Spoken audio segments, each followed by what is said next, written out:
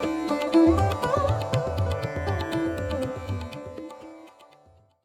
the government has formed a committee now under former president to look into this one nation, one election. Well, I wish them well. I mean, I understand the logic of saying that why do we want to have elections every 6 months here and that they are arguing that ultimately it costs money, then there's code of conduct, so there'll be paralysis of governance for periods of time. All those arguments we understand.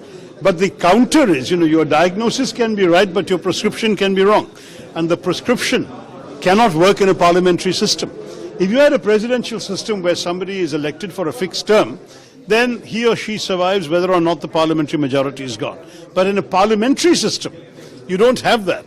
The chief executive of the country is selected by a parliamentary majority, a legislative majority, and the moment that majority goes for whatever reason, the government falls. And when the government falls, then a new election has to be held out of sync with the calendar that they want to see.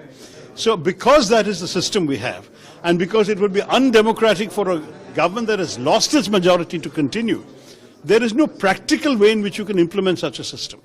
The second concern that many of us have is that the big diversity of India actually benefits from this staggered calendar that has evolved over the years.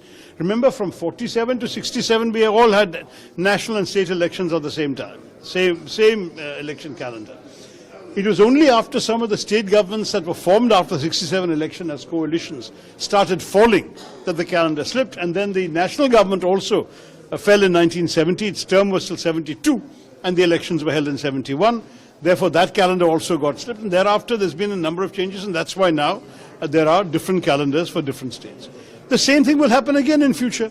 See, if you were to create artificially a kind of 1967 type situation tomorrow, what is to prevent the same thing happening that happened there?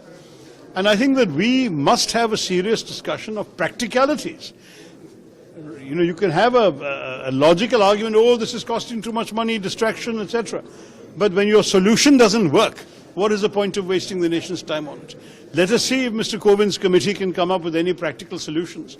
We will listen attentively, but we have every reason to have a lot of skepticism about this entire initiative. Sudden Parliament.